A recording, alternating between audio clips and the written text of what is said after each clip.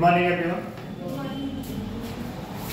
चलिए, मतलब उतना नहीं चाहता है पढ़ाई से। कौन इतना भागता है भाई? कौन भागता है? सही बात है। खाना वाना भी नहीं खा के आते आप लोग। कितने बजे से? 9 बजे से क्लास लगता है ना सुबह, और कितने बजे तक चलता है? अच्छा, ये हमारा कंप्लेंट किया गया है क्या कि क्लास हम ज़्यादा देर तक लेते हैं?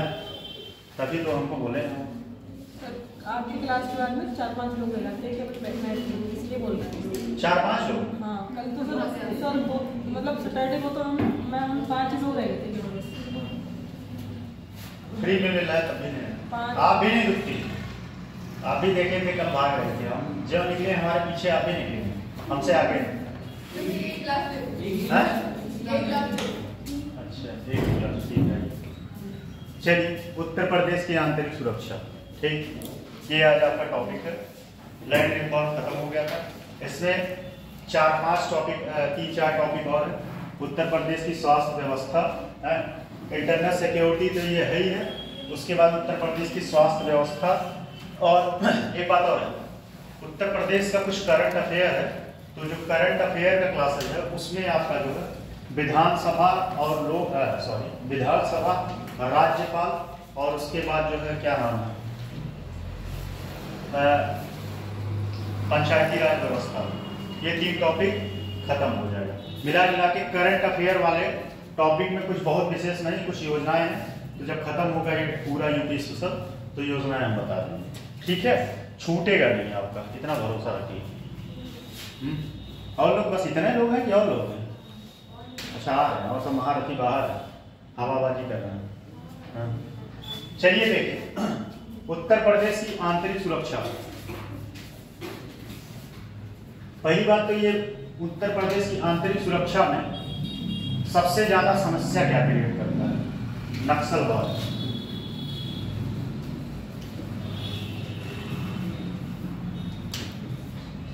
नक्सलवाद या उग्रवाद। और हमको पढ़ना यही है, नक्सलवाद और उग्रवाद। ठीक, दोनों एक ही बात है। क्या है? दोनों एक ही बात है। नक्सलवाद की शुरुआत कहां से हुई थी? सबसे पहले तो ये जानते हैं क्या हुआ। कृष्णपाल जी क्या देख रहे हैं? अच्छा, पहले तो देखिए नक्सलवाद की शुरुआत कहां से हुई।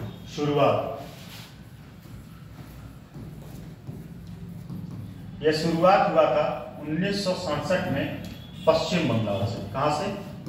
पश्चिम बंगाल से। पश्चिम बंगाल से। और ये नक्सलवाद जो नाम था, यही एक गांव था पश्चिम बंगाल में। क्या था?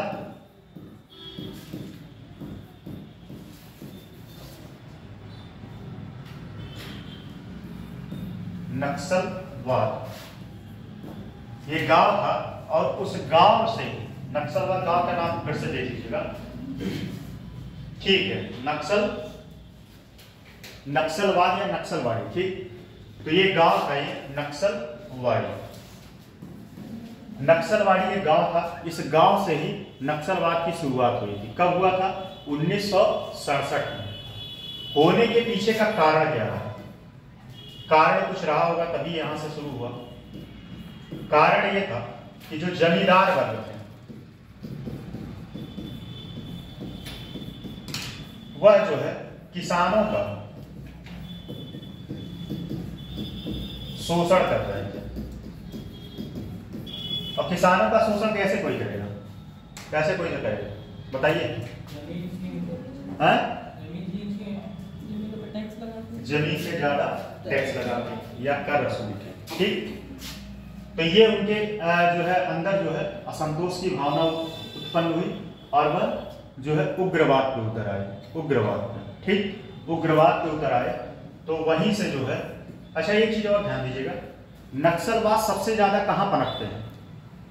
नक्सलवाद या नक्सली जो है, नक्सली सबसे ज्यादा, उनके लिए सबसे सुवेद एरिया कौन सा हो सकता है?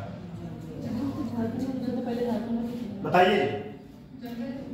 जंगल ही होगा, सही बात। और नक्सलवाद में सबसे ज्यादा कौन से लोग उसमें पार्टिसिपेट करते हैं? का महाराज जी लोग कहाँ घूम रहे थे हैं? हाँ ये करेंगे, ठीक है, सही है। ऑक्सीजन की कमी हो जाती है शायद ना, हाँ सफोकेशन होता है। चलिए ठीक है, क्या बता रहे थे?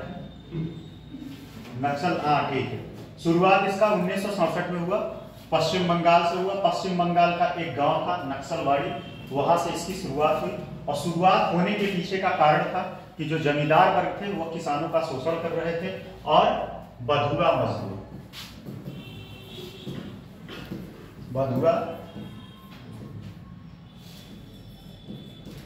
बधुआ मजदूरी क्या होता है कोई बता पाएगा? जबरन किसी को जो है, जबरन किसी का काम करवाना और उसके बदले में उसको पैसा भी न देना, बधुआ मजदूरी। कभी बधुआ मजदूरी किसी करवाए आप? ये सब कारण था कि वहां नक्सलवाद का विकास हुआ। कहा? पश्चिम बंगाल। और यह धीरे धीरे भारत के और राज्यों में इसका विस्तार हुआ, जैसे झारखंड का। ये लिखने वाला टॉपिक नहीं, आप लोग लिख भी सकते हैं क्योंकि ये इंटरनल सिक्योरिटी है, ठीक। आप इसमें झारखंड देख लीजिए, लिख लीजिए, झारखंड, पश्चिम बंगाल, पंजाब, बिहार, झारखंड, पश्चिम बंगाल, बिहार, छत्तीसगढ़, मध्य प्रदेश में सबसे ज्यादा नक्सली जो है एक्टिव है, सबसे ज्यादा नक्सली। अभी और भी, अब उत्तर प्रदेश में देख लीजिए, उत्तर प्रदेश में ये एरिया कहाँ है? उत्तर प्रदेश में कौन बता सकता है? बताइए, बताइए अभय जी। आप 2 दिन गोला मार दिए, कहाँ घूम रहे थे? घर पे थे, कुछ काम विशेष था? तब मन नहीं दिया, मन के मौज, सही बात है। बताइए उत्तर प्रदेश में नक्सलाइड एरिया कौन कौन सा? नक्सलाइड एरिया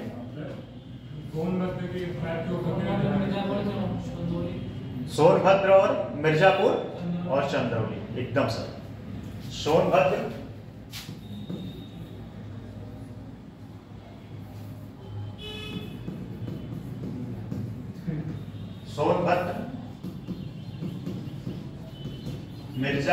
मिर्जापुर भाई कौन? मुन्ना भैया, काली चाचा। मिर्जापुर और एक चंद्रौली। ये एरिया जो है नक्सलाइड है, कहाँ? उत्तर प्रदेश के प्रभावित एरिया। अच्छा यहाँ की एक बात बताएं, यहाँ जो गवर्नमेंट नौकरी करता है ना, बहुत सारे एम्प्लॉय इससे बेचारे डरे रहते हैं, सैलरी लेके गए बस छोड़ छाड़ के किनारे, पैसा ले के किनारे हो गए, इसीलिए यहाँ पे कोई पोस्टिंग नहीं लेना चाहता जल्दी, है? तो ये बहुत ज्यादा। और इसके पीछे का कारण क्या है? सोनभद्र किससे सीमा साझा करता है? सोनभद्र की एरिया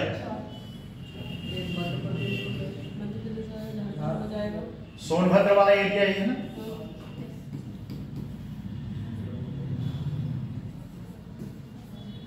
और ये है आपका चंद्रौली इधर होगा और मिर्जापुर इधर होगा। मिर्जापुर इधर होगा, ये है एरिया। मैप समझ रहे हैं? पूरा मैप बना है, वही पैर वाला कंडीशन है। ये जो पैर है ये किससे सीमा साझा करता है? कौन बता पाएगा? एक मिनट, जिससे पूछेंगे वही बताएगा। चलिए आप बताइए, आप बताइए। आपका नाम नहीं मैं जान पाया, बताइए नाम क्या है आपका? नहीं, आपका शिवानी के पीछे आपका, हाँ आपका पूछना। हाँ जुबैद, अच्छा आपका जुबैद, आपका शिवानी, ठीक। जुबैद और शिवानी दोनों लोग मिलकर बताएं सोनभद्र जो है किससे सीमा साझा करता है?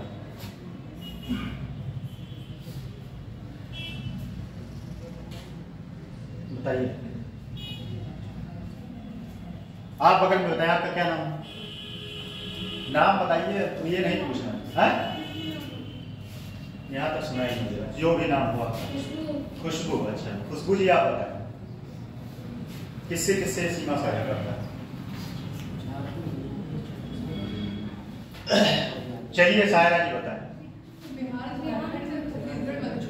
बिहार, सही है।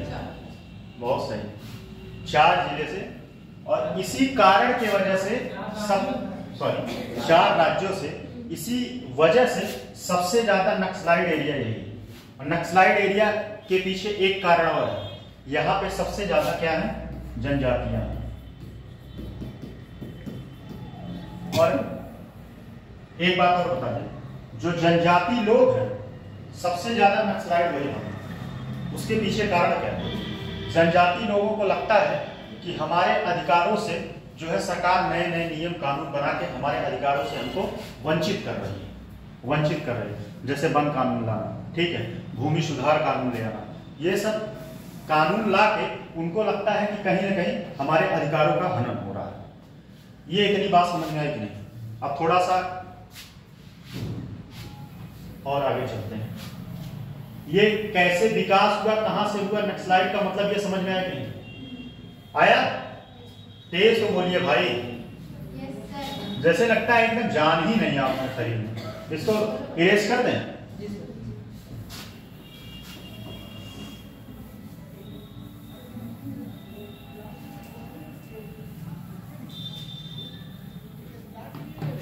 धीरे धीरे हम सीख गए इसको चलाना। अच्छा, मिर्जापुर में ये सिस्टम नहीं था, वहां भाई जो दिक्कत होता था वो बताता था, ठीक बैठा रहता था।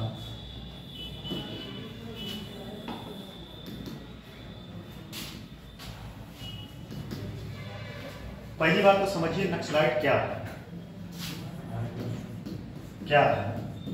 ठीक, और क्यों बनते हैं,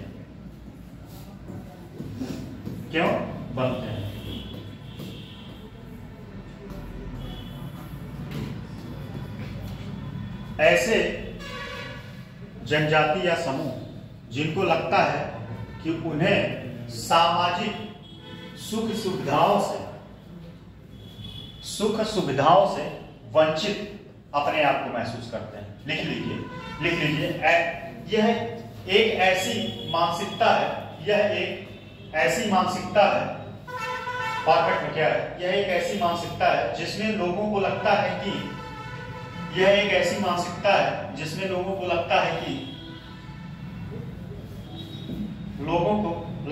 कि वह सामाजिक, राजनीतिक और आर्थिक रूप से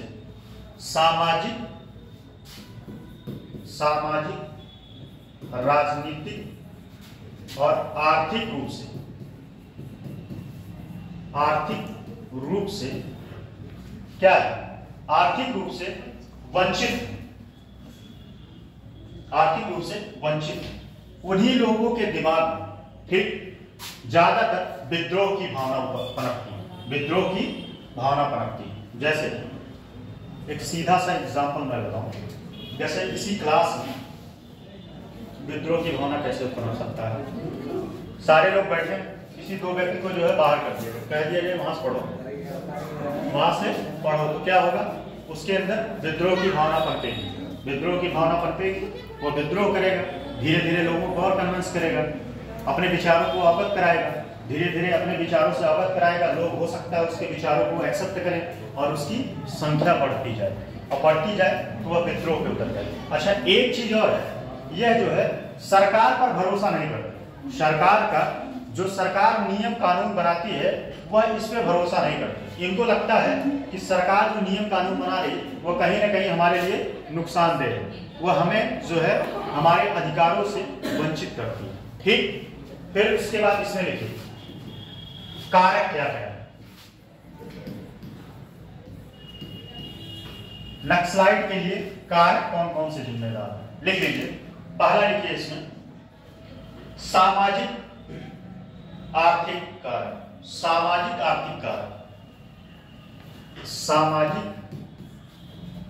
आर्थिक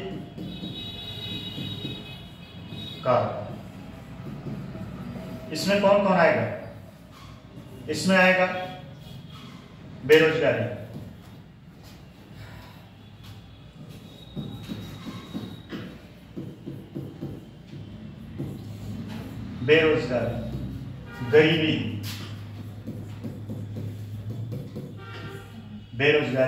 गरीबी, और एक क्या हो सकता है, बेरोजगारी, गरीबी, भुखमरी भी हो सकता है, ठीक है। एक और लिख लीजिए, बुनियादी सेवाओं की पहुंच में कमी। एक और, बुनियादी सेवाओं की पहुंच में कमी। बुनियादी सेवाएं जैसे बेसिक जो संसाधन है,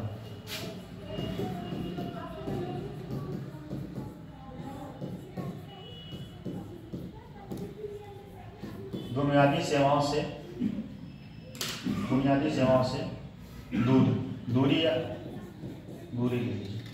जो बेसिक नीड है वह उनको बेसिक नीड नहीं मिल पाता। बेसिक नीड में क्या क्या होता है? रोटी, कपड़ा और मकान। एक और जुड़े, मोबाइल। वो आने वाले 2-4 सालों में वो बेसिक नीड में संविधान संशोधन के द्वारा, ये सीरियसली मजाक नहीं, सीरियस वाली बात बता रहे हैं, बेसिक नीड में जुड़ेगा। कितने लोग ऐसे हैं कि जो मोबाइल बिना 2 दिन रह गए?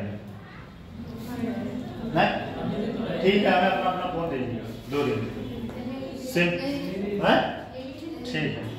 2 दिन के लिए जो सहमत है। कृष्णपाल जी आप नहीं रह पाएंगे, आज पीछे का भाग,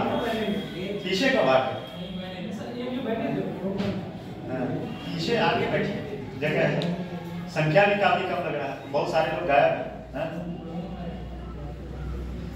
तो इसमें जो है बेरोजगारी के वजह से ही नक्सलवाद पनपता है। जैसे देखिए, एक बात समझ लीजिए, इस फॉर्मेट को पूरा बहुत अच्छे से समझ लीजिएगा, ठीक है। अगर आप लोग सहमत होंगे तो मैं लिखवा दूंगा, ठीक। और अगर आप सहमत नहीं होंगे तो फॉर्मेट से काम चल जाएगा। तो जैसा करिएगा। फॉर्मेट से कितने लोग सहमत हैं कि मत लिखवाइए? हाथ उठाइए एक बार, तब इसका मतलब लिखवाएंगे। 2 लोगों की वजह से ऐसा नहीं, तब लिखवाएंगे, ठीक है। समझ लीजिए एक्चुअली क्या है ना, बताएं मजबूरी क्या है। मैं थोड़ा सा स्लो आदमी, मैं चाहता हूं कि बातें समझना है, मैं स्लो समझाता हूं, ठीक। बात समझिए, सीरियस बात बता रहे हैं। मैं स्लो आदमी हूं, थोड़ा समझाता हूं, स्लो पढ़ता भी हूं। मैं चाहता हूं, मैं अपने तरीके से सोचता हूं कि जैसे मुझे चीजें देर में समझ में आता है वैसे हो सकता है आपको देर में समझ में आता हो। तो इस वजह से मैं थोड़ा स्लो समझाता हूं। मेरा क्लास जो है कम हो जाता है, अब हमको कम क्लास मिलता है। ये सब टॉपिक के लिए कम से कम 2-2.5 घंटे होने चाहिए, ठीक है।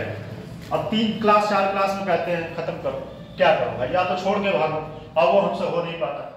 अभी तक जितना हम पढ़ाए हैं कोई टॉपिक ऐसा नहीं कि आप लोगों के साथ ईमानदारी ना की हो, भाग गए हो छोड़ के। तो मजबूरी वही हो जाता है। मैं चाहता हूँ कि समझ में आए आप लोगों को, नहीं तो क्लास में वैसे भी देखिए कितने लोग बैठते हैं क्लास में, इसके बाद क्यों नहीं बैठते? कुछ ना कुछ कारण रहता होगा, इसके पहले भी कुछ ना कुछ कारण रहता होगा। क्लास में बैठने का, मेरे क्लास में बैठने का मुझे ये बात लगता है कि कहीं ना कहीं मैं आपको डिलीवर कर पा रहा हूँ, तभी आप लोग इंटरेस्टेड हैं, चाहे हंसी मजाक से, चाहे इंटरेस्टिंग से, जो भी किसी तरीके से। तो इस वजह से क्लास थोड़ा सा तो लिखवा देंगे, ठीक है। जैसे जैसे समझाएंगे वैसे लिखते चलिएगा। तो इसमें 3 कारण क्या है? पहली बात तो सामाजिक कारण में देख लीजिए। सामाजिक कारण में बेरोजगारी, गरीबी और बुनियादी सेवाएं। बेरोजगारी तो पता ही, स्वाभाविक सी बात है, बेरोजगारी रहेगा तो वो आदमी विद्रोह पे उतरेगा। जैसे अभी हम लोग गए थे, ठीक, गए थे ना, विद्रोह पे व्यक्ति आया है। विद्रोह मतलब शांतिपूर्ण रूप से आप कर सकते हैं विद्रोह। तो जब भाई उसको सामाजिक जो बेसिक चीज है, अगर आप उसको रोजगार नहीं देंगे तो क्या करेगा? विद्रोह करेगा ही। आपके माँ बाप हैं और आपको जेब खर्च पैसा नहीं दे रहा, मान लीजिए आपके घर में अच्छा पैसा आ रहा है, आपको जेब खर्च नहीं मिल रहा, क्या करें? विद्रोह पे उतरेंगे नहीं? विद्रोह में स्वाभाविक सी बात उतरेगी। तो बेरोजगारी भी कहीं ना कहीं नक्सलवाद को प्रभावित करता है, नक्सलवाद को जो है यह बढ़ावा देता है। जैसे कोई बेरोजगार व्यक्ति है और नक्सलाइट कोई व्यक्ति है, ठीक है, वह अपने विचारों को उसको कन्विंस करेगा अपने विचारों से। देखो सरकार तुम्हारे लिए क्या कर रहा है, तुम्हें कोई सुख सुविधा नहीं दे रहा, तुम मेरे साथ आओ, तुम्हें पैसा मिलेगा, ये मिलेगा, वो मिलेगा। वह बहकाता है अपनी बातों में, क्या करता है? कन्विंस करता है। इसको बोलते हैं ब्रेन वॉश, ठीक है। तो ब्रेन वॉश करता है, वो धीरे धीरे नक्सलाइट की तरफ चला जाता है। ये बात समझ में आए? गरीबी स्वाभाविक सी बात है, जिसके पास गरीबी रहेगा, एक बात जान लीजिए, कहने की बात है, लेकिन जो गरीब व्यक्ति होता है वही जो है हर चीज पे उतरता है। इसके पीछे कारण ये है कि जब उसको सुख सुविधाएं नहीं मिल पाती है तो लगता है कि 2 वर्ग, एक कार्ल मार्क्स ने एक कॉन्सेप्ट दिया था कि एक अभिजात वर्ग होते हैं, एक बुर्जुआ वर्ग होते हैं, ठीक है। अभिजात वर्ग जो है ऊंचे श्रेणी के होते हैं। तो कार्ल मार्क्स को रिलेट करके देखिएगा, वो कहता था कार्ल मार्क्स जो है अभिजात वर्ग जो है वो बुर्जुआ वर्ग का जो है शोषण कर रहे हैं। जो संसाधन बुर्जुआ वर्ग को मिलना चाहिए वह अभिजात वर्ग जो है उसका दोहन कर रहा है। यही गांधी जी का भी सिद्धांत था, गांधी जी का ट्रस्टीशिप का सिद्धांत था। गांधी जी कहते थे, इस बात को समझिएगा, गरीबी को मैं रिलेट करके बता रहा हूं, ठीक। गांधी जी कहते थे कि जितना आपका बेसिक जरूरत है आप उसको यूज करिए, बाकी चीजें जो है समाज में दीजिए। सारा संसाधन, जैसे आपके पास मान लीजिए 10 सेट कपड़ा है, तो आप कहीं ना कहीं समाज का किसी एक व्यक्ति का जो है वो कर रहे हैं, दोहन कर रहे हैं। अगर आप दिन में जो है 2 बार खाना खा के काम चला सकते हैं, 3 बार खा रहे हैं, तो आप किसी न किसी का हक खा रहे हैं। तो गांधी जी का एक सिद्धांत था।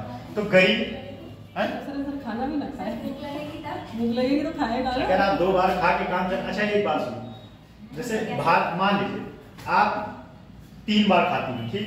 अगर एक दिन नहीं, ठीक है, कोई भी खाता, कितने लोग 3 बार खाते हैं? कोई हाथ नहीं उठाएगा। अच्छा उठा दिए भाई, ईमानदार। सर गांव में किसान लोग तो 3 टाइम खाते, इतना काम करते हैं। हम तो हमें याद नहीं होगा कि हम कभी 3 बार खाए हैं। स्कूल टाइम से कभी हम टिफिन नहीं लेके जाते। टिफिन इसलिए नहीं लेके जाते, मैच खेलने चेक करने। टिफिन ले जाएंगे, मैच नहीं खेलने मिलेगा। हम लोग 2 दिन में एक मैच खत्म कर लेते थे, 6-6 ओवर का, 45 मिनट का तब होता था ना इंटरवल, तो मैच बढ़िया खेल लेते थे। कभी मौका मिलेगा खेलिएगा। छोड़िए, तो कार्ल मार्क्स का सिद्धांत क्या था? वह जो है वह कहता था जब आपके अंदर गरीबी रहेगी, वंचना की भावना रहेगी, तो आप कहीं ना कहीं विद्रोह पे उतरेंगे। विद्रोह पे उतरेंगे और उससे क्या होगा? विद्रोह पे उतरेंगे तो आप किसी न किसी के साथ जुड़ेंगे, किसी न किसी के साथ जुड़ेंगे। जैसे 1857 की क्रांति जब हुआ था तो उसमें 2 धर्रे के लोग थे, ठीक। 2 धर्रे के लोग थे, एक विद्रोह को चाहते थे, एक शांतिपूर्ण रूप से चाहते थे। आपका माइंड जिसके साथ मैच करेगा आप उसके साथ जाएंगे, आपका माइंड जिसके साथ मैच करेगा आप उसके साथ जाएंगे, ठीक है। तो यह भी कहीं ना कहीं जो है नक्सलवाद को जो है बढ़ावा देता है। दूसरा बुनियादी, जैसे आप मान लीजिए आपको स्वास्थ्य की जरूरत है, ठीक, स्वास्थ्य की जरूरत है, शिक्षा की जरूरत है, आपके यहाँ स्वास्थ्य शिक्षा नहीं है। फॉर एग्जाम्पल माझी थे, माझी की बीवी इसलिए मर गई क्योंकि वहां पे सड़क नहीं था, सड़क नहीं था, अस्पताल नहीं था, ठीक। अगर सड़क और अस्पताल होता तो शायद वह बच जाती, ठीक। अगर मान लीजिए आपके घर में या हमारे घर में कोई व्यक्ति बीमार है और उसको सही समय पे सही स्वास्थ्य सुविधा नहीं मिल पा रहा, अगर वह स्वास्थ्य सुविधाओं के वजह से मर जाए तो हमारे अंदर विद्रोह की भावना पनपेगी नहीं? पनपेगा, स्वाभाविक सी बात है कि सरकार को हम वोट देते हैं, सरकार को ये करते हैं और सरकार हमारे लिए बेसिक चीजें व्यवस्था नहीं कर पा रहा है, ठीक है। अच्छा इतनी बातें कुछ लिखते रहिए, नहीं रामायण चलता रहेगा। अगर आप लोग समझने में सहमत रहते तो मैं समझा देता पूरा, लेकिन लिखना जरूरी है क्योंकि एक बात है, सही बात तो ये है, समझना 1-2 दिन रहेगा और नोट्स हमेशा रहेगा आपके पास। हम 2-3 महीने बाद चले ही जाएंगे, पता नहीं आप लोग जाने के बाद क्या कहोगे। चलिए लिखिए, सोचोगे कोई बेकार टीचर आया था? 1-2 दिन बाद नहीं, अभी इसके बाद एक पेपर और है, इसके बाद एक 6वां पेपर है। तो पार्टी पहले क्लास को फुल करो, पार्टी के लिए हम काम आ गए, कहिएगा तो 2-2.5 हजार रुपए किसी के अकाउंट में जमा करवा देंगे, लेकिन उसके लिए कंडीशन है क्लास फुल होना चाहिए। 10 ही दिन आप लोग लगातार करवा दो। चलिए ठीक है, लिखिए लिखिए लिखिए लिखिए लिखिए लिखिए, टॉपिक लिख लिया ना, लिखिए किसी भी राष्ट्र या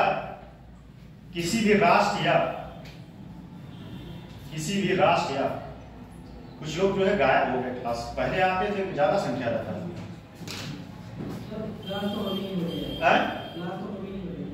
क्या यहाँ तक आवाज नहीं आता, सीरियसली बता रहे, ऐसा नहीं मुझे कम सुनाई देता है, सुनाई बराबर देता है, लेकिन यहाँ तक आवाज नहीं आता, उसके वजह से। लिखिए किसी भी राष्ट्र या राज्य की विकास प्रक्रिया, किसी भी राष्ट्र या राज्य की विकास प्रक्रिया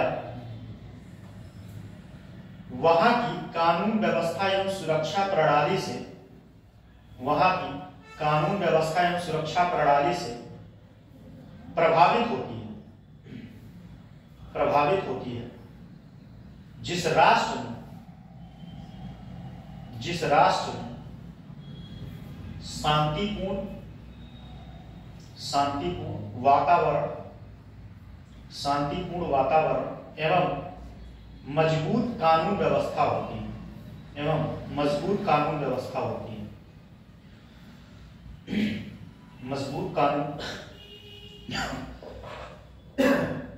मजबूत कानून व्यवस्था होती है। यहाँ की विकास प्रक्रिया उस राष्ट्र की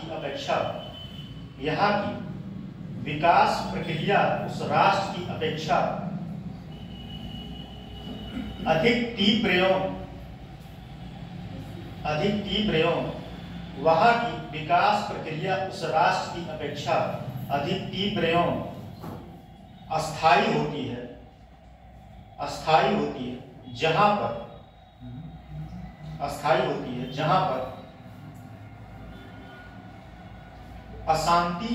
वातावरण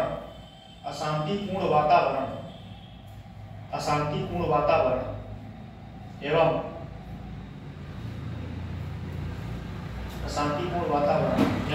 कमजोर कानून व्यवस्था होती है।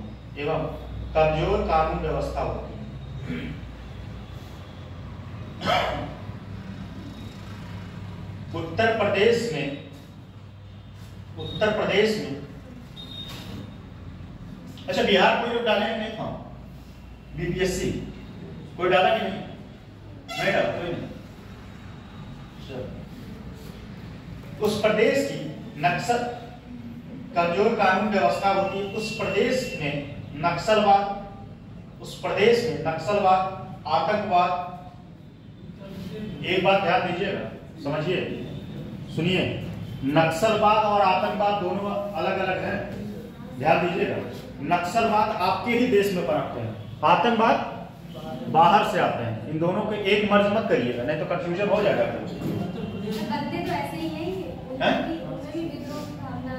हाँ, वो सही है। तो वो जैसे क्या है कि वो बाहरी देश होते हैं, तो बाहरी देश को आतंकवादी, लेकिन अब सही बात तो है कि ना तो एग्जैक्ट डेफिनेशन आतंकवाद का है और ना ही एग्जैक्ट डेफिनेशन नक्सलवाद का। संयुक्त राष्ट्र संघ भी एग्जैक्ट जो है डेफिनेशन नहीं दे पाया है।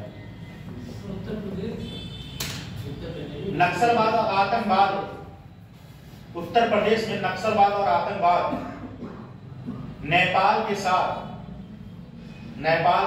सुवेध सीमा एवं धार्मिक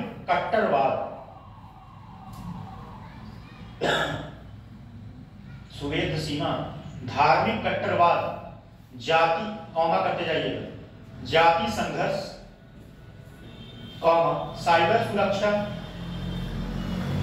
सुरक्षा, मनी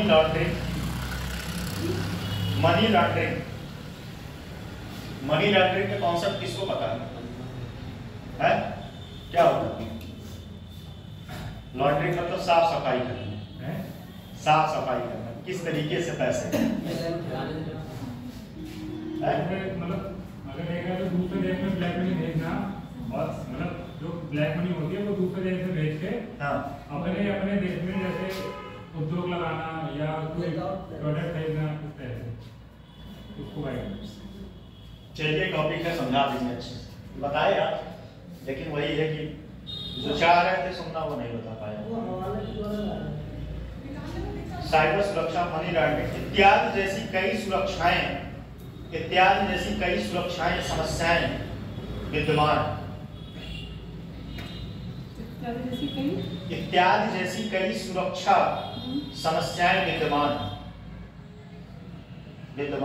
जो कानून व्यवस्था के समक्ष चुनौतियां उत्पन्न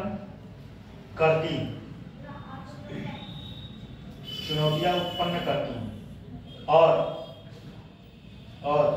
प्रदेश की विकास प्रक्रिया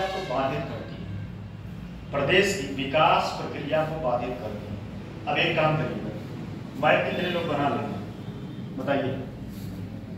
उत्तर प्रदेश का मैप कितने लोग बना लेंगे? जो लोग बना लेंगे वो बनाइएगा, और ठीक है। और उत्तर प्रदेश में नक्सलाइट एरिया कौन सा है उस मैप में दर्शाइएगा। उत्तर प्रदेश में नक्सलाइट एरिया कौन कौन सा है उसको दर्शाइएगा उसमें, ठीक है। फिर लिखिए, जिसको रोकने के लिए करती है, उसी के आगे लिखेगा जिसको रोकने के लिए, जिसको रोकने के लिए विशेष सुरक्षा बल, जिसको रोकने के लिए विशेष सुरक्षा बल, comma UP police special task, विशेष सुरक्षा बल, विशेष सुरक्षा बल, UP police special task force, task force, comma Uttar Pradesh police बल, उत्तर प्रदेश पुलिस बल, कॉमा सीमा सुरक्षा, सीमा सुरक्षा इत्यादि प्रमुख सुरक्षा बल, इत्यादि प्रमुख सुरक्षा बल सक्रिय रूप से कार्यशील है, इत्यादि प्रमुख सुरक्षा बल सक्रिय रूप से, सक्रिय रूप से कार्यशील है। पूर्ण विराम। अगला लिखिए, नेपाल के साथ, अच्छा एक चीज बताइए, नेपाल जाने का वीजा लगता है? नहीं। बताइए, हैं? कितने लोग नेपाल में? हम भी नहीं गए, एक बार जाना जरूरी है। यहाँ आपको घूम के आए, हमसे आगे हैं फिर। नेपाल कहाँ गए थे?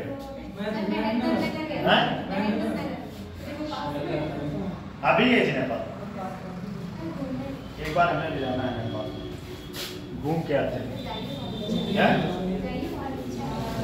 जाएंगे, आप लोगों से छुट्टी मिल जाए तब जाएंगे। हैं? पत्थर ही पत्थर। आप गए हैं? चलिए सही है, घूमना चाहिए, जीवन का आनंद तो घूमने में है। एक बहुत बड़े फिलोसफर थे, क्या नाम था उनका, कौन बता सकता है? बिहार से थे, और बहुत बड़े घुमक्कड़ थे, और बहुत सारी किताबें लिखी। एकदम सही, राहुल सांस्कृतिक, बहुत बड़े घुमक्कड़ थे वो। और अभी तक तो नहीं बताइए आप, जब हिंट दे दीजिए ना।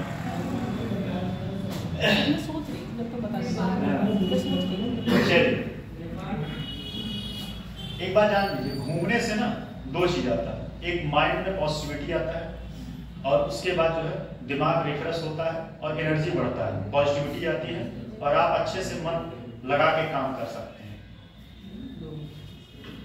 नेपाल के साथ सीमा, नेपाल के साथ, एक मिनट, नेपाल के साथ वीजा मुक्त, नेपाल के साथ वीजा मुक्त खुली सीमा उत्तर प्रदेश में, नेपाल के साथ वीजा मुक्त खुली सीमा उत्तर प्रदेश में मानव तस्करी, मानव तस्करी वाली, मानव तस्करी, कौमा जाली मुद्रा, जाली मुद्रा, comma terror financing, terror financing, terror financing, terror financing, comma अपराधी के लिए, सॉरी अपराधियों के लिए, अपराधियों के लिए सुरक्षित ठिकाना उपलब्ध कराता है। जैसे जब 1857 की क्रांति दिन कौन कौन भाग के गया था, बताइए ना, कौन कौन गया था? कौन कौन बता सकता है? बताइए, आप बताइए, न्याय बताइए, कौन कौन भाग के गया? दिमाग में जोड़, आप बताएं, आप बोलो। जुबैर की आप बताएं। सर एक तो पढ़ाए थे, बताए थे, पढ़ाए थे, बताए थे, कौन कौन भाग के गए?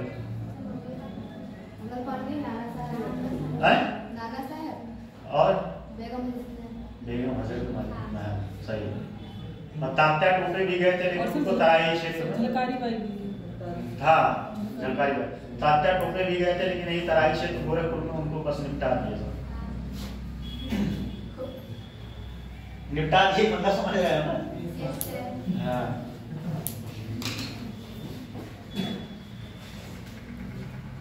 क्यों?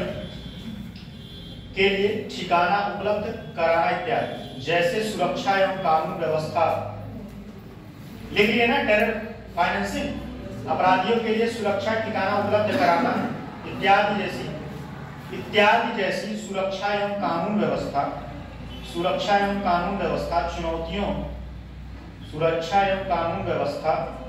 चुनौतियां उत्पन्न करती हैं। सुरक्षा एवं कानून व्यवस्था के लिए चुनौतियां उत्पन्न करती हैं।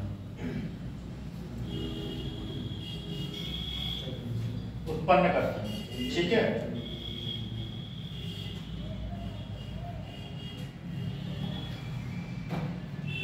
चलिए अगला पॉइंट लिखिएगा, हेडिंग करेंगे।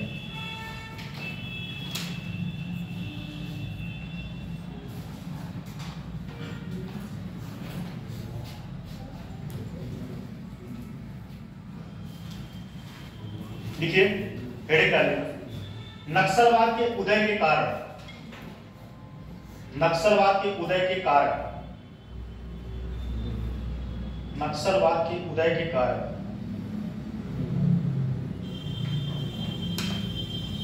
देखिए पहला इसमें है शासन, हेडिंग है शासन, शासन। इसमें लिखिएगा माओवादी, माओवादी, माओवादी। हाँ भाई, तो माओवादी जो है लेनिन के विचारधारा से ज्यादा और साम्यवादी, वामपंथी जिसको बोलते हैं, वामपंथी विचारधारा से प्रभावित है। वह जो है कानून व्यवस्था को नहीं मानते थे, वह चाहते थे कि ये व्यवस्था हटा के और हम अपनी तरीके से कानून व्यवस्था करें और उसमें कोई सरकार ना हो, सब पर सबका समान अधिकार। वामपंथी। और ये जो है एक बात और, इसमें जो है जो बुर्जुआ वर्ग होता था वो चाहते थे कि बुर्जुआ वर्ग सारे लोग मिलके देश को चलाएं। दो विचारधारा होता है, एक वामपंथी और एक दक्षिणपंथी। दक्षिणपंथी विचारधारा भी है, वामपंथी विचारधारा। वामपंथी एकदम कट्टरवाद के समर्थक होते हैं, वो जो है चाहते हैं कि जो व्यवस्था चल रही है उस व्यवस्था को हटा कर दूसरी व्यवस्था लाई जाए।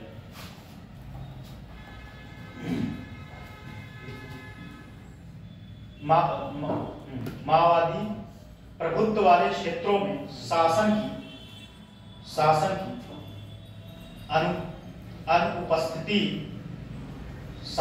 अनुपस्थिति माओवादियों के लिए अनुकूल परिस्थिति का निर्माण करती है, क्योंकि वितरण प्रणाली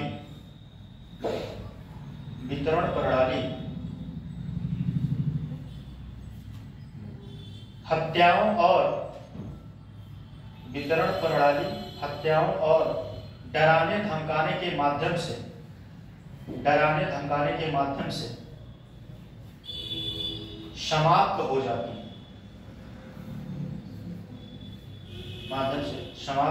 ग्रामीण इलाकों का नियंत्रण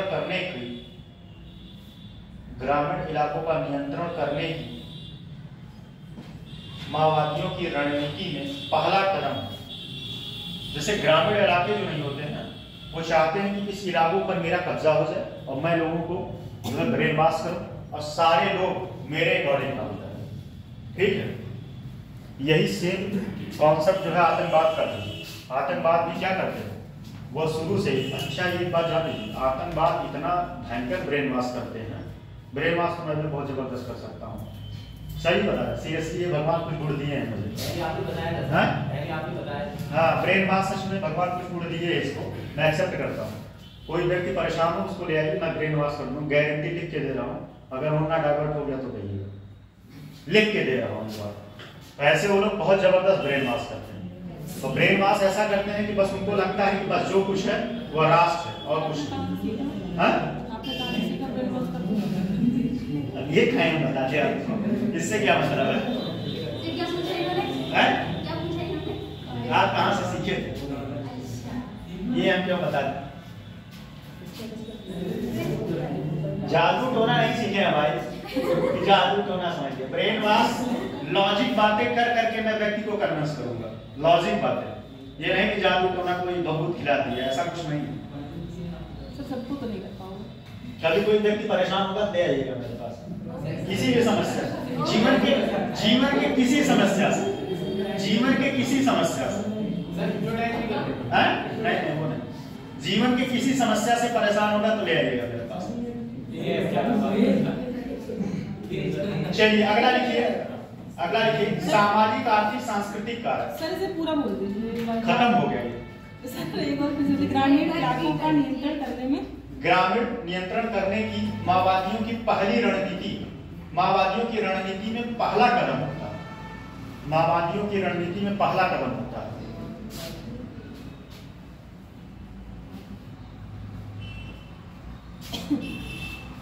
पहला कदम होता है, ठीक लिखिएगा।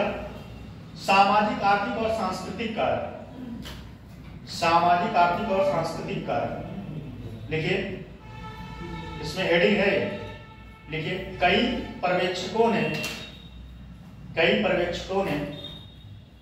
नक्सल आंदोलन के पीछे के कारक के रूप में अधूरे कृषि सुधारों को पाया।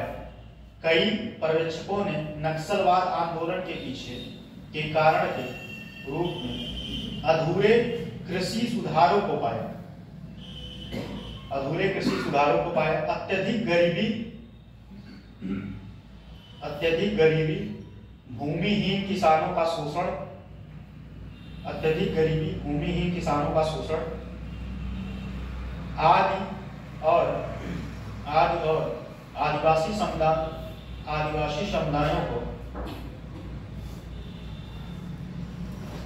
समुदायों को प्रशासन द्वारा सामाजिक न्याय से वंचित करने पर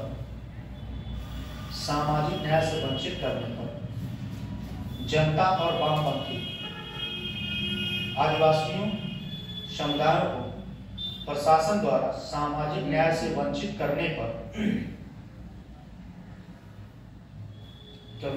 जनता और वामपंथी नेताओं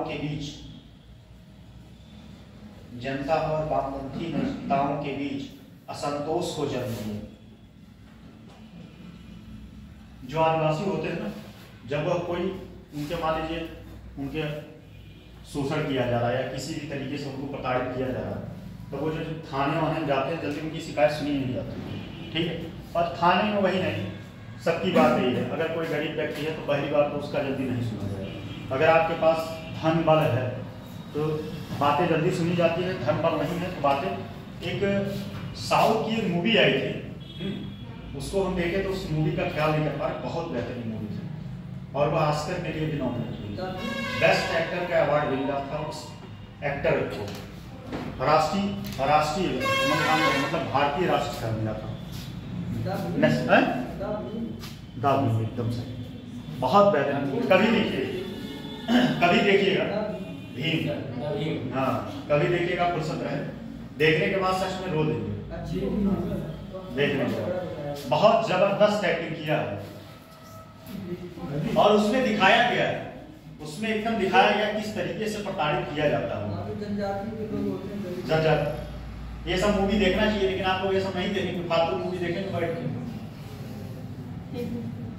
अभी हाल ही में एक बार, अभी रिसेंट का बताइए कौन नॉमिनेट हुआ था ऑस्कर के लिए, भारत के लिए मूवी, कौन बता सकता है? थोड़ा मैं हिंट दे दे रहा हूँ, हिंट दे रहे हैं।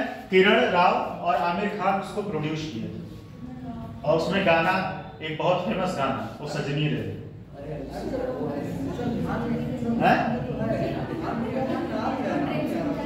लापता लेडी,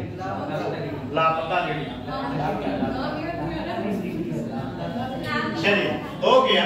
ये बताने का एक पर्पस था कि एक क्वेश्चन आपका तैयार हुआ, ऑस्कर में पूछेगा तो एक क्वेश्चन तैयार हो गया कि लापता लेडी था।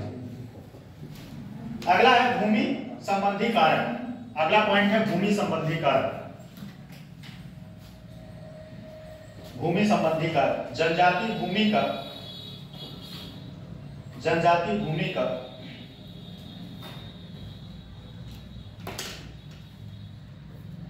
जनजातीय भूमि का अलगाव एक प्रमुख मुद्दा था। जनजातीय भूमि का अलगाव एक प्रमुख मुद्दा था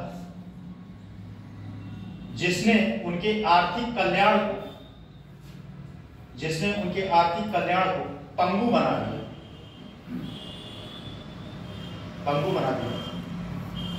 अलगाव मुख्य रूप से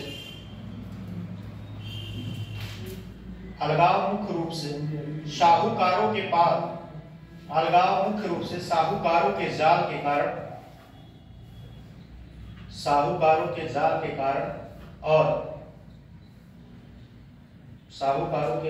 कारण और सरकार द्वारा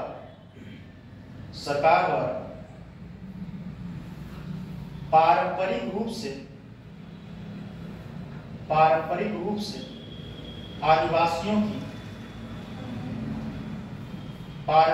से आदिवासियों की वन भूमि तक पहुंच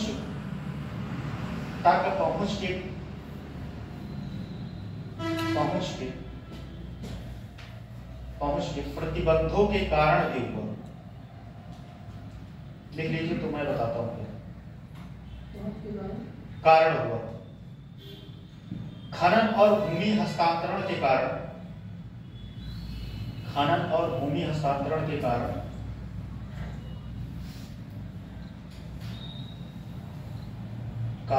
विस्थापन आदिवासियों के बीच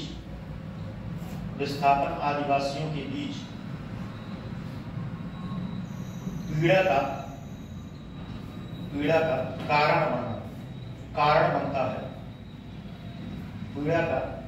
कारण बनता है जो नक्सलवादियों के लिए उन्हें भर्ती करने का एक समान उपकरण उत्पन्न करता। जैसे देखिए ज्यादातर तो ना जो आदिवासी लोग हैं उन्हीं को अपने भूमियों से विस्थापित होना पड़ता है। इसके पीछे का कारण सरकार कहती है वहां जो है फैक्ट्री लगाएंगे या सड़क बनाएंगे। जैसे मान लीजिए यहाँ पे एक गांव बना है, ठीक, आदिवासी का, अगर यहाँ सरकार कह दिया कि यहाँ पे जो है हम इंडस्ट्री लगाएंगे, अब इंडस्ट्री लगाएंगे तो यहाँ स्वाभाविक सी बात है जो लोग हैं उनको यहाँ से उठा के कहीं और विस्थापित करेंगे। जैसे नर्मदा बचाओ आंदोलन जानते हैं आप, उसका नेतृत्व कौन किया था? एक और लोग थे, एक लोगों से मैं जो है एथिक्स पढ़ा था, वो भी उसमें शामिल थे, अमित सिंह। इस समय संस्कृति आज इसमें पढ़ाते हैं। तो उसमें हुआ क्या समझिए, जैसे मान लीजिए कोई इंडस्ट्री लगाया जाता है, ठीक, वहां से जो आदिवासी होते हैं उनको जो है वहां से दूसरे जगह विस्थापित किया जाता है। अब ये कहा जाता है कि आपको दूसरे जगह व्यवस्था की जाएगी सारी, लेकिन बहुत से आदिवासी आज भी ऐसे हैं जिनको व्यवस्थित रूप से सही तरीके से वहां पे स्थापित नहीं किया गया। आज भी वो बेचारे ऐसे घूम रहे हैं इधर उधर, कहीं टेंट में जी रहे हैं, कहीं इधर उधर प्रवासन में जी रहे हैं। तो इससे समस्या ये होता है, जैसे मान लीजिए सपोज है आप यहाँ से संबंधित हैं, ठीक है, आपका एक कल्चर है, आपका एक रीति रिवाज है, अगर आपको यहाँ से उठा के किसी और जगह विस्थापित कर दिया जाए तो आप अपने कल्चर रीति रिवाज से दूर हो जाएंगे नहीं, आप किसी और कल्चर में शामिल होंगे। जैसे आप समझिए गांव का व्यक्ति जब शहर में जाता है तो उसके लिए समस्या होता है, वो वहां पे सर्वाइव नहीं कर पाता, क्योंकि शहर जो है काफी फास्ट लाइफ है शहर में, गांव का लाइफ स्लो है। स्लो मतलब ये नहीं, गांव में सबसे पहले लोग सुबह उठते हैं, शहर के लोग 10 बजे उठते हैं। कहने का फास्ट लाइफ है, वो टेक्नोलॉजी से बहुत ज्यादा फ्रेंडली है शहर के, वो अपने जीवन को बहुत अच्छे से चला पाते हैं, लेकिन गांव के लोग वहां पे एडजस्ट नहीं कर पाते। धीरे धीरे होता क्या है कि वो गांव में जो उनका मूल था वो तो खत्म हो ही गया, वो शहर को भी नहीं एक्सेप्ट कर पाते और गांव को भी नहीं, बीच में रह जाते हैं।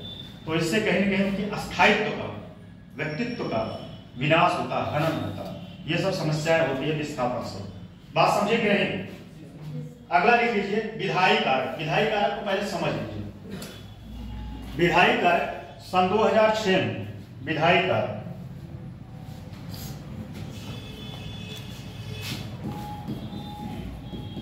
विधायी कारक 2006 में एक नियम आया। वैसे नियम तो बहुत पहले भी कई आ रहे थे। पहला नियम कब आया था बताइए? आदिवासियों के लिए, वन क्षेत्र के लिए। कौन बता सकता है? जो बता दिया उसको इनाम मिलेगा। कब आया था? और ब्रिटिश काल में आया था। और कोई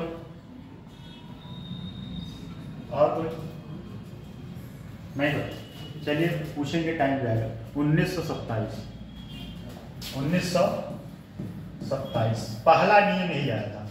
इसमें नियम ये बनाया गया ब्रिटिश काल में, जैसे इसके पीछे कारण था, जो आदिवासी लोग थे वह झूम कृषि करते थे। क्या करते थे? झूम कृषि करते थे। तो वो जो है पेड़ों को काटते थे और काटने के बाद वहां पे आग लगा देते थे। उससे जो खाद बनता था फिर वहां पे जुताई करके वो क्या करते थे? वहां पे खेती करते थे। धीरे धीरे जंगल को जो है नुकसान होने लगा था। तो अंग्रेज जो है इसके लिए कानून बना दिए। किसके लिए? आदिवासियों के लिए, कि आप जो है जंगलों का दोहन नहीं कर सकते, जंगलों का दोहन नहीं कर सकते। इससे जो है आदिवासियों के मन में एक वंचना की भावना उत्पन्न हुई कि हमको जो है हमारे अधिकार, वो वन को अपना मूल अधिकार मानते हैं, हमारे मूल अधिकार से हमको वंचित किया जा रहा है, हमारे मूल अधिकार से वंचित किया जा रहा है। वह विद्रोह पे उतर गए थे। विद्रोह पे कई सारे विद्रोह आदिवासियों ने किया था। हिस्ट्री में पढ़े होंगे। कौन कौन सा विद्रोह हुआ था? बताइए, आप बताइए कौन कौन सा विद्रोह हुआ था? आप लोग बताएं, आप बताइए। हाँ, और संथाल था, कोल था। ठीक है, कोल जाना है नहीं? संथाल, कोल, कोया जनजाति द्वारा एक किया गया था। कोया जनजाति, ये सब विद्रोह कर दिए थे। ठीक है, तो ये कानून आया। उसके बाद दूसरा कानून कब आया था? दूसरा कानून आजाद भारत में आया था। आजाद भारत में कब आया था? 1952 में। दूसरा कब आया था वन कानून? तब जब भारत आजाद हो गया, तो भारत जब आजाद हो गया तो उस टाइम 1952 में कानून आया। ठीक, अब इस कानून में कहा गया कि आप जो है जंगल में जा सकते हैं। ठीक है, जंगल में जा सकते हैं अपने बेसिक की चीज। जैसे बहुत सारे ट्राइबल हैं कि जो जंगलों पे ही उनका पूरा जीवन डिपेंड है। वहां से शहद निकालते हैं, शहर में जाके बेचते हैं। बहुत सारी जड़ी बूटियां हैं, वहां से निकाल के शहर में जाके बेचते हैं। तो ये सब सारी छूट दी गई। फिर उसके बाद अगला कानून कब आया? एक कानून आया था वन संरक्षण अधिनियम। कब आया था? ये बहुत बार पीसीएस में क्वेश्चन पूछा। वन संरक्षण अधिनियम, वन संरक्षण अधिनियम कौन बता सकता है? बता सकता है? ऑप्शन दे दें।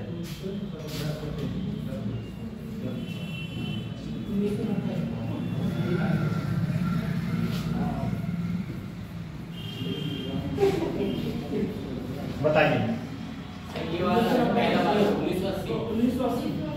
कितने लोग 1980 के साथ जाएंगे? 1992 में कौन बोला है? कौन मारा चाहिए? जरा अपनी चेहरा देखो इसका। कौन बोला है? 1992 में क्या हुआ था? कोई बता सकता है?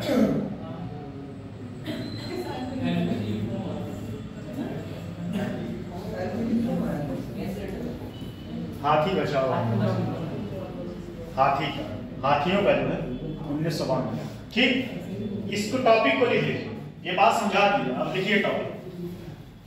विधायी कार्य वन अधिनियम 2006 के तहत, वन अधिनियम 2006 के तहत लिखिए। महाराज हमें मत देखिए, हमें देखने से कुछ नहीं होने वाला है। 2-4 महीनों में हम चले जाएंगे।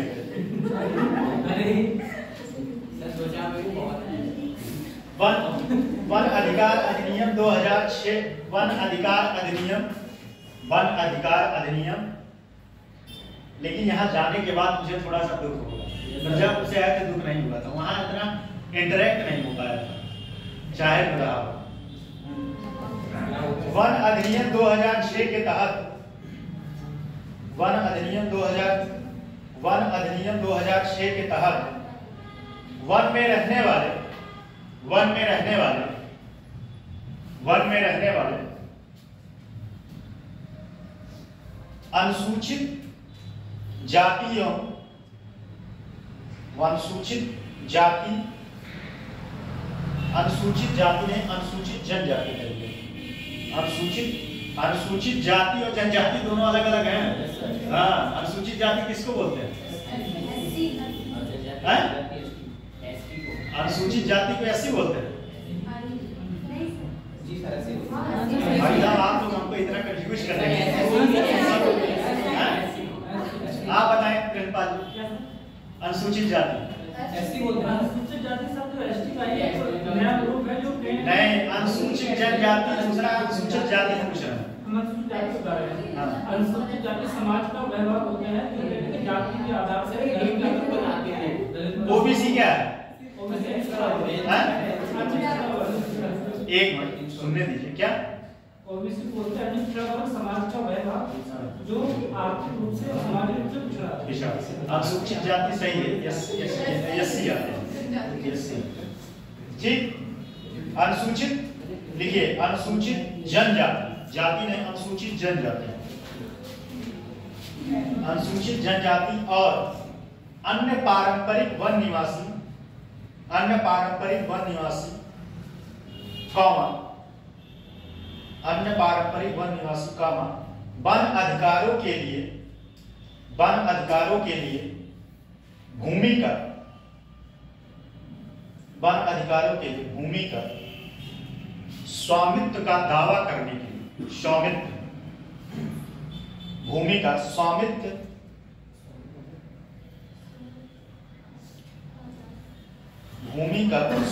प्रदान करने का दावा करते हैं। स्वामित्व मतलब सिंपल सी बात है, अधिकार। ठीक, जैसे आप कुर्सी बैठे हैं, ये आपका स्वामित्व है, ये आपका अधिकार है। आप कोई यहाँ बैग रख के चले जाओ, कोई आ नहीं सकता। हाँ, अधिकार। ठीक, समझ में आया कि नहीं? स्वामित्व लगता है हिंदी भी पढ़ाना पड़ेगा। स्वामित्व प्राप्त करने का दावा करते हैं। आरो जिसका एग्जाम निकालना हूं उससे स्ट्रेटेजी शेयर करवा दूंगा, स्ट्रेटेजी मैं बता दूंगा, शेयर सच बता रहे कि करवा देंगे, गारंटी साथ लिख के दे सकते, लेकिन आपको फॉलो करना पड़ेगा। एग्जाम क्लास से बाहर पूछेगा, बताएंगे क्लास से बाहर। स्वामित्व प्रदान करने का दावा करते हैं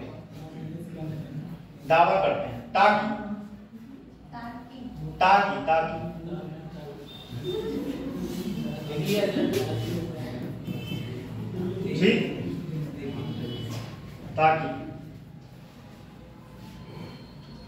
ये विस्थापन के डर के बिना उस खेत पर खेती कर सके। 2006 में जो कानून आया, ठीक, विस्थापन के उनमें डर ना रहे और उस पर वो खेती कर सके। ठीक, अगला पॉइंट इसमें लिखिएगा, उत्तर प्रदेश में धार्मिक और सांप्रदायिक तनाव। यह तो भाई साहब बहुत भयंकर मुद्दा है, बहुत ही सेंसिटिव मुद्दा है। उत्तर प्रदेश में धार्मिक और सांप्रदायिक तनाव, ये बताइए धार्मिक और सांप्रदायिक तनाव क्या होता है? समझ लीजिए तो खैर मैं लिखवा दूं। सांप्रदायिक तनाव क्या होता है आप बताएंगे, आप बेहतर आंसर दे सकते हैं। कौन बता सकता है इसका आंसर? चलिए आप बताइए, सांप्रदायिक क्या होता है? धार्मिक और सांप्रदायिक, आप बताएंगे कृष्णपाल। धर्म, जाति या क्षेत्र के आधार पर जब संघर्ष उत्पन्न हो जाए, देखिए जब संप्रदाय के आधार पर जातियों का ध्रुवीकरण हो, मैं किसी जाति का नाम नहीं ले रहा हूँ, ठीक, किसी भी जाति का अगर ध्रुवीकरण हो रहा है तो वहां संप्रदायवाद पनपेगा। क्या पनपेगा? संप्रदायवाद। और उसमें कट्टरपंथी भी रहेगा। क्या रहेगा? कट्टरपंथी की भी भावना रहेगी। ठीक, बात समझेंगे? ध्रुवीकरण मतलब समझेंगे? ध्रुवीकरण क्या होता है पहले से ही बताइए, सबसे बड़ा चीज है ध्रुवीकरण, बताइए। किसी विशेष जाति या धर्म का प्रभुत्व स्थापित करने के लिए चलाया गया आंदोलन कर सकते हैं और उसको विच्छेद कर देगा। केंद्र होता है एक जगह पर इकट्ठा कर, सिंपल सी बात। एक विचार के व्यक्ति को, एक विचार के समुदाय को किसी ऐसे विचार के द्वारा बांधना, एक केंद्र पे बांधना, ध्रुवीकरण होता है। सिंपल सा डेफिनेशन। ठीक, लिखिए उत्तर प्रदेश भारत के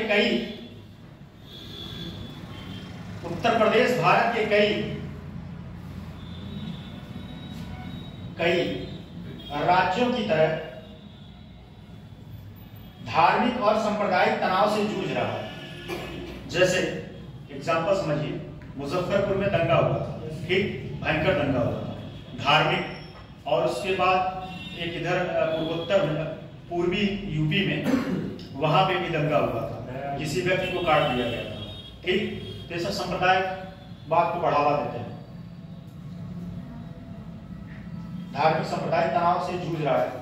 ये तनाव सामाजिक ताने बाने को कमजोर करते हैं, ये तनाव सामाजिक ताने बाने को कमजोर करते हैं और चरमपंथी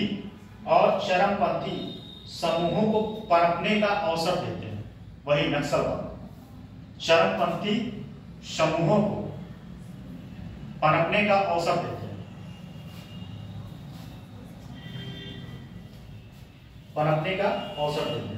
लिखिए अब और अगला पे, ये बहुत सही है। लिखिए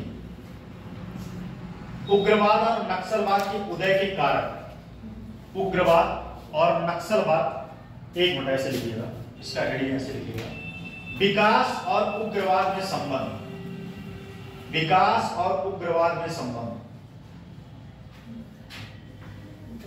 इस बात को पूरा समझ लीजिए, ठीक है। विकास और उग्रवाद में संबंध।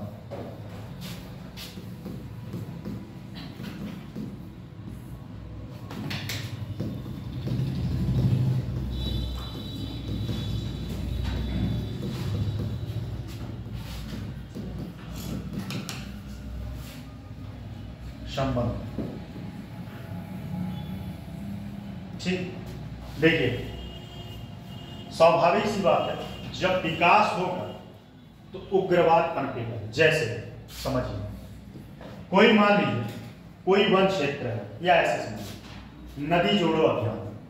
अगर नदी जोड़ो अभियान शुरू किया गया तो उसके पीछे जो है उग्रवाद पनपेगा नहीं। दो नदियां, मान लीजिए नदी ए है, नदी बी है, ठीक, इनको जोड़ने का काम किया गया, ठीक। इस नदी को जोड़ने का जो रास्ता है, उस रास्ते में कुछ ट्राइबल एरिया आते हैं। क्या आते हैं? कुछ ट्राइबल एरिया आते हैं, ठीक। अगर ये ट्राइबल एरिया मान लीजिए सी है, अब ये स्वाभाविक सी बात है, नदी को वहां से बनाया जाएगा रास्ता, इनको क्या किया जाएगा, यहाँ से विस्थापित किया जाएगा। विकास और उग्रवाद का संबंध समझिएगा कैसे है। इनको यहाँ से विस्थापित किया जाएगा।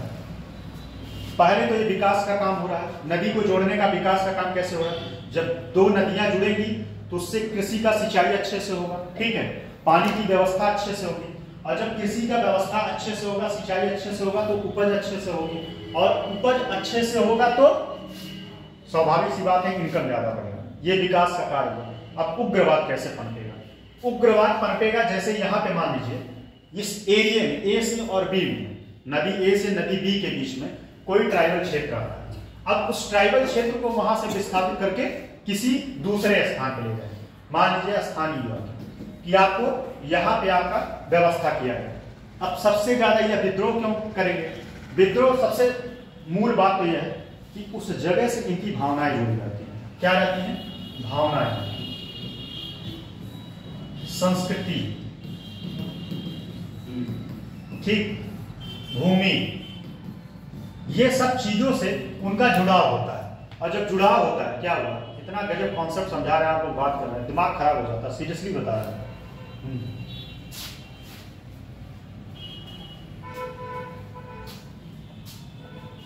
चलिए, भावना और संस्कृति, भूमि समझाते हैं तो फिर बात मत किया करिए, प्लीज, रिक्वेस्ट है, ठीक है, किसी से भी नहीं तो किसी दिन मेरा दिमाग खराब होगा, सीरियसली बता रहे हैं, फिर बाहर निकाल देंगे, चाहे कितना भी उस व्यक्ति से लगा हो। भावना और संस्कृति और भूमि, ठीक, उस जगह से उन लोगों का जुड़ाव होता है, ठीक है, जुड़ाव होता है। वह वहां से जब इनको विस्थापित किया जाता है, स्वाभाविक सी बात है, मान लीजिए इस क्लास में आप बैठे हैं, इस डेस्क पे बैठ रहे हैं और आपको यहाँ से दूसरे जगह विस्थापित किया जाएगा, आपके अंदर विद्रोह की भावना पनपेगी नहीं? विद्रोह की भावना पनपेगी ना? विद्रोह की भावना पनपेगी तो आप उग्रवाद की तरफ जाएंगे। उग्रवाद, और आपका माइंड जिससे सेटअप करेगा, आपका माइंड जिससे मैच करेगा, आप उससे जाके जुड़ जाएंगे कि भाई साहब ये सीट मुझे चाहिए, चाहे जैसे बाय हुक बाय क्रूक। आप किसी ऐसे व्यक्ति से जुड़ जाएंगे जाके कि वो हमें सीट दिला दे, तो क्या हो जाएगा? विद्रोह। पहला काम क्या होगा? विकास होगा, नदी को जोड़े तो विकास का कार्य होगा, ठीक। और विकास जब होगा तो क्या पनपेगा? उग्रवाद पनपेगा। लिखिए लिखिए, अब लिखिए पहला पॉइंट इसमें। हाँ ये वाला बता दीजिए, धार्मिक और सांप्रदायिक चुनाव समझ में नहीं आता। उत्तर प्रदेश में धार्मिक और सांप्रदायिक चुनाव। अच्छा, धार्मिक तो बताया, धर्म के आधार पर जैसे एक चीज है, धर्म जरूरी है, लेकिन धर्म में कट्टरपंथी नहीं होनी चाहिए। जैसे मान लीजिए आप किसी धर्म से संबंध रखते हैं, हिंदू धर्म, मुस्लिम धर्म, लेकिन उसमें कट्टरपंथी विचारधारा नहीं होनी चाहिए, फ्लेक्सिबिलिटी होनी चाहिए। क्या होनी चाहिए? फ्लेक्सिबिलिटी होनी चाहिए। आपके धर्म, आप अपने धर्म को मानिए, दूसरे के धर्म का भी रिस्पेक्ट करिए। अगर आप दुर्गा पूजा का विसर्जन करने जा रहे हैं तो तहजिया का विसर्जन हो तब भी आप उसको एक्सेप्ट करिए, ठीक है। संप्रदायवाद में क्या होता है? संप्रदायवाद में लोगों का ध्रुवीकरण किया जाता है, ठीक है। दो धरने में बांटा जाता है, एक व्यक्ति इस विचारधारा से प्रभावित है, इस जाति धर्म से है, और दूसरा इस जाति धर्म से है, और उन दोनों को क्या करते हैं? लड़ाने का काम करते हैं। संप्रदायवाद में सबसे ज्यादा यही होता है कि अगर मान लीजिए संप्रदायवाद, किसी नाम नहीं लेंगे, वैसे भारत में उत्तर प्रदेश में ये हमेशा सुनने को मिलता है, किसी विशेष धर्म के व्यक्ति को जाके मार दिया गया, अब उसमें जो है और धर्म वाले वहां से जुड़ गए, संप्रदाय वाले जुड़ गए, फिर क्या हो गया? बवाल शुरू। चुनाव जीत के नेता क्या करते हैं? जाके ऐसा कोई स्टेटमेंट दे देंगे। अब एक नेता का तो मैं नाम नहीं लूंगा, कैमरा चल रहा है, किसी दिन बताएंगे। और इसमें भाई साहब सच बता रहे हैं, जबरदस्त दोनों लोगों का साठगांठ है।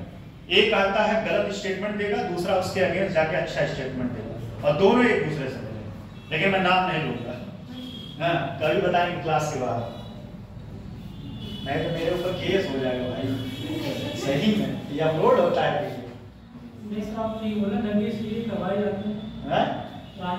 आप तो स्वतंत्र, आप तो बोल सकते हैं, हम नहीं बोल सकते, हम वैसे भी भूल जाते हैं कैमरा चल रहा है।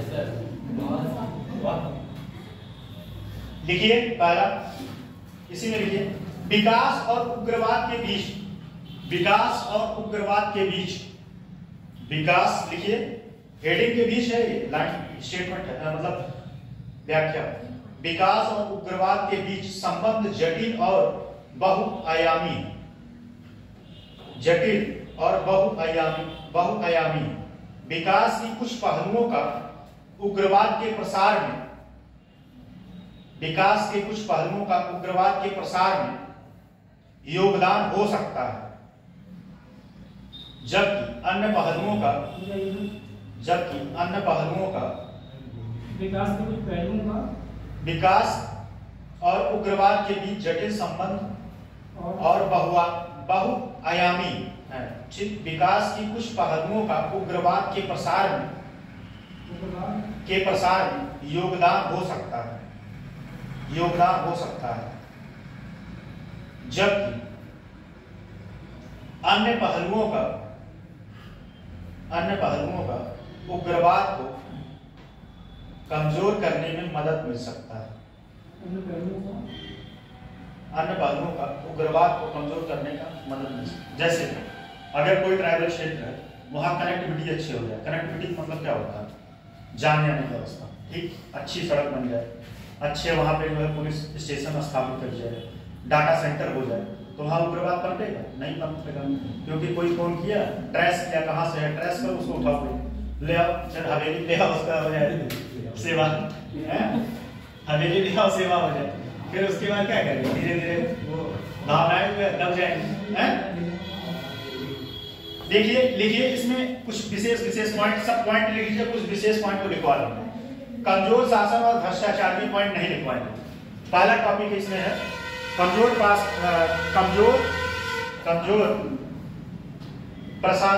शासन और भ्रष्टाचार। तो ये लिखवाने वाली बात नहीं, ये सारे लोग अपना लिख लेंगे, लिख लेंगे कि नहीं? सहमत है ना? दूसरा लिखिए वन नीति। वन नीति में तीनों पॉइंट लिख लीजिएगा, ये तीनों पॉइंट, और उसी के आधार पर लिख लीजिएगा ये तीनों। वन नीति कब कब कौन सा आया था? 1927, 1952 और 1980 नहीं लिखे थे क्या? 1980, ठीक, 1980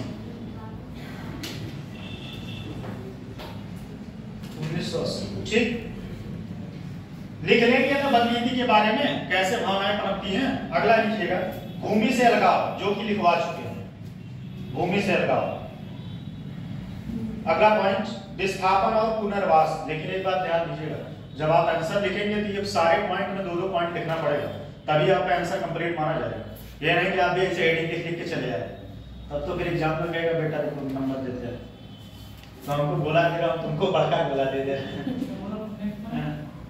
विस्थापन और पुनर्वास, विस्थापन और पुनर्वास, विस्थापन और पुनर्वास को लिख लेंगे नहीं, अभी यही नदी वाला को बताएं इसी तरीके से, ठीक। अगला पॉइंट है इसमें सामाजिक आर्थिक, सामाजिक आर्थिक, सामाजिक आर्थिक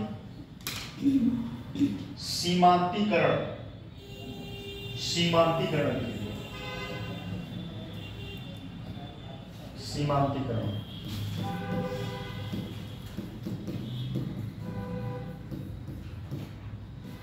सीमांतीकरण, ठीक। इसमें थोड़ा लिख लीजिए आर्थिक, लिखिए आर्थिक,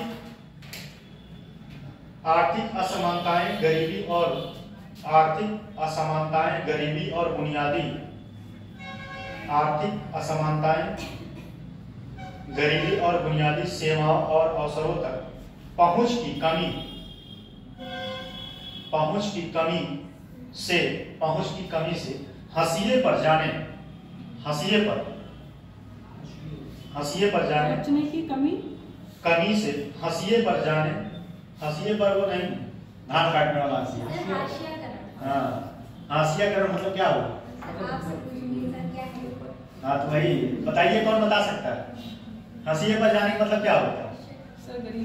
एकदम लो स्तर, एकदम लो स्तर, जो बेसिक नीड है, मतलब सामाजिक वंचना से एकदम, जैसे उसके घर में वो सुदामा वाली स्थिति आ जाए कि घर में 4 दाने हो तो 4 दाने में एक जो है भगवान कृष्ण को भोग लेते हैं, 3 दाने खाते हैं।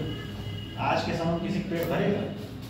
यहाँ होटल में हम खाना खाते हैं, वो भाई मुझसे पेट ही नहीं भरता, चावल गिन के 100 दाना देता है।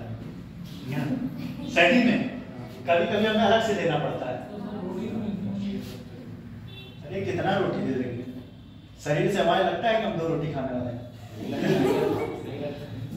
लिखिए अवसरों तक की कमी, हाशिए पर जाने और, हाशिए पर जाने और निराशा की भावना पैदा हो सकती है, निराशा की भावना पैदा हो सकती है, जो चरमपंथी विचारधाराओं के, जो चरमपंथी विचारधाराओं के प्रति आकर्षण को बढ़ाती है, चरमपंथी विचारधाराओं के प्रति आकर्षण को बढ़ा सकती है। अगला इसमें एक अगला पॉइंट है बेरोजगारी, जो मैं लिखवाऊंगा बेरोजगारी। उसके बाद अगला पॉइंट अपर्याप्त शिक्षा और कौशल विकास, इसको लिख लीजिए। अगला पॉइंट है अपर्याप्त शिक्षा और कौशल विकास, अपर्याप्त शिक्षा और कौशल विकास। देखिए पहली बात तो समझिए, अपर्याप्त शिक्षा, जैसे जो ट्राइबल क्षेत्र है, ठीक है, आदिवासी समुदाय, वहाँ आज भी जो है शिक्षा का स्तर बहुत डाउन है। शिक्षा का स्तर इसलिए डाउन है क्योंकि वहाँ अच्छे स्कूल कॉलेज नहीं, जैसे अभी आपके यहाँ कोई इंग्लिश मीडियम अच्छी स्कूल है? आईसीएससी बोर्ड का, आईसीएससी बोर्ड क्या होता है? आईसीएससी और यूपी और सीबीएसई बोर्ड में क्या बताइए, कौन बता सकता है?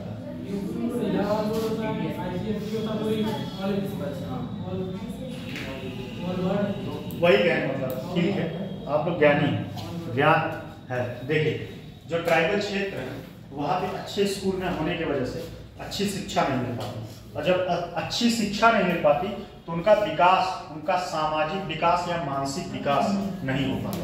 सामाजिक विकास और मानसिक विकास नहीं हो पाता। स्वाभाविक सी बात है, जब आपको अच्छी शिक्षा नहीं मिल पाएगी तो आप एक अच्छे मानव संसाधन बन पाएंगे, कभी नहीं बन पाएंगे। जैसे हम ही हैं, हमको अच्छा मानव संसाधन नहीं, क्योंकि हमको ये फाइनल अच्छे से चलाने नहीं आता। बहुत टीचर ऐसे होंगे, बहुत कलाकार होंगे, आगे पूरा इधर उधर सब फूल डालते होंगे, हमको नहीं आता, हमको बेसिक चीजें आता है। नहीं, हाँ, हमें कुछ और आता है जो मैं उसमें एक्सपर्ट है।